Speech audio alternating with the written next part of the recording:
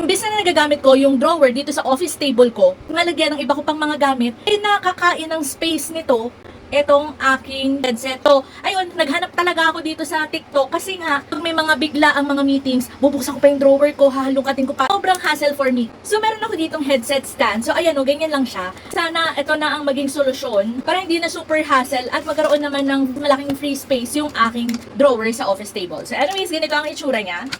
So, ayan. Ito ay isasaksak lang natin siya dito. And then, itong pinakataas, ganun din. So, magiging ganito siya. And then, hindi ko na kailangan ilagay sa drawer itong aking headset kasi nakaganyan na lang siya. So, less hassle na. Hindi na ako maghahalungkat sa drawer ko lalo kapag may bigla ang meeting. So, nahahassle talaga ako dun sa part na yun. So, anyways, nakaganyan na lang siya. Pero, ito na nga. Naghanap din ako ng headset na wireless. So, kayo ba? Meron ba kayo may re-recommend na mga wireless na headset na okay yung mic? Okay siya sa meeting? Okay siya sa mga calls? Hindi siya nasisira agad-agad?